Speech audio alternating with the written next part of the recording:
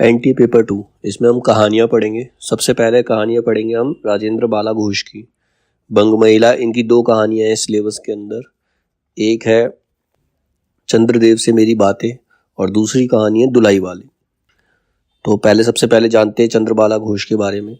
राजेंद्र बाला घोष के बारे में जानते हैं। इन्हीं को हम बंग महिला के नाम से भी जानते हैं। राजेंद्र बाला घोष का जन्म 1882 में वाराणसी में हुआ था। उनके पिता का नाम राम प्रसन्न घोष और माताजी का नाम नीदरवासिनी घोष था। उनका परिवार वाराणसी का एक प्रतिष्ठित बंगाली परिवार था। मतलब एक्चुअल में बंगाल से थे, बंगाली थे, लेकिन रहते वाराणसी में थे।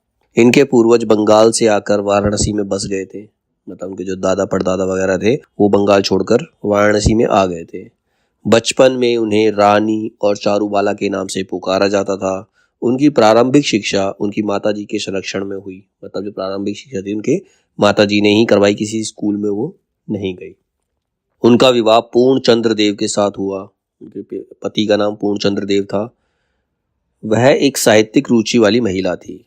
मतलब राजेंद्र बाला घोष जो थी वो उनकी जो रुचि थी वो साहित्य में सबसे ज़्यादा उनकी रुचि थी। 1904 से 1917 तक बंग महिला की रचनाएं विभिन्न प्रतिष्ठित पत्रिकाओं में प्रकाशित होती रही। मतलब 1904 से लेकर 1970 तक उनकी कई रचनाएं पत्रिकाओं में आती रहीं।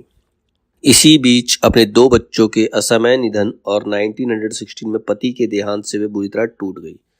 मतलब उनके जब शादी हुई तो उनके 2 बच्चे हुए, तो दोनों बच्चों की मृत्यु हो गई और 1960 में इनके पति का भी देहांत हो गया।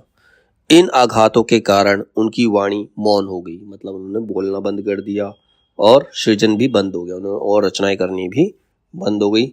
और अंत में 24 फरवरी 1949 को मिर्जापुर में इनका देहांत हो गया। हिंदी कहानीकारों में बंग महिला का नाम आदर से लिया जाता है।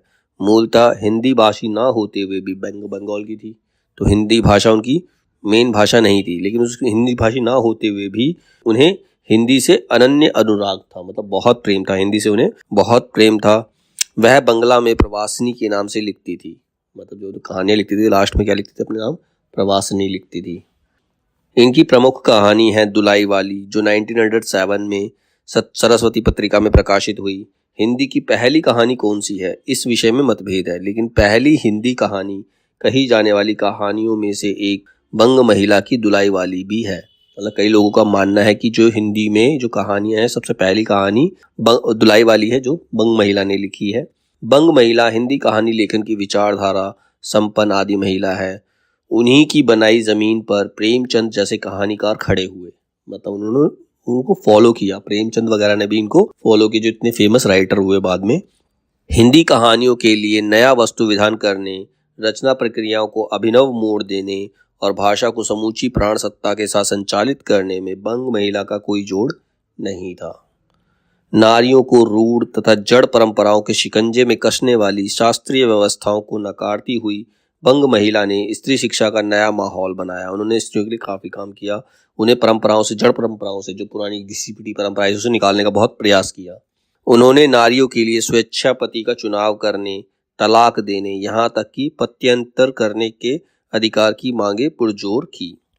मतलब नारियों को अपना पति खुद वो चुन सके, ऐसा अधिकार दिलाने का प्रयास किया। और अगर उनका जीवन सही नहीं, वैवाहिक जीवन सही नहीं चल रहा, तो उन्हें तलाक देने का भी अधिकार होना चाहिए।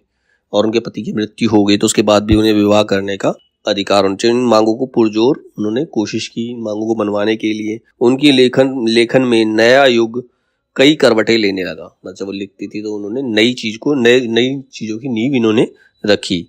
बंग महिला के जीवन और कृतित्व में समकालीन नारी लेखन के तमाम मुद्दे अंतर्भूत हैं। वे हिंदी की पुरोधा समीक्षकों की लामबंदी का शिकार हो गई थी। मतलब उनके समीक्षक जो थे उनको ठीक नहीं, मतलब समीक्षक क्या होते हैं, जो आलोचना वगैरह करते हैं, तो वो उनकी शिकार हुई। एक अदना विधवा बंगाली स्त्री पुरुष लेखकों का सरताज नहीं हो सकती थी। मतलब पुरुषों को ये मानने नहीं था कि वो उनको फॉलो करे। बंग महिला मतलब उसको, एक स्त्री को वो फॉलो करे, ये उनके ईगो पर बात थी। ये वो उसको मानने के लिए तैयार नहीं थे। उन्हें 8-9 दशकों तक गुमनाम कर दिया गया। मतलब 80-90 साल तक उनका कोई नाम भी नहीं लिया गया। तो ये तो था बंग महिला के बारे में। अब इनकी दो कहानियां पढ़नी है हमने। सबसे पहले पढ़ेंगे चंद्रदेव से मेरी बातें। चंद्रदेव से मेरी बातें कहानी राजेंद्र बाला घोष की ने लिखी है। और दूसरी कहानी पढ़ेंगे दुलाई वाली। ये दो कहानियां हमें पढ़नी है।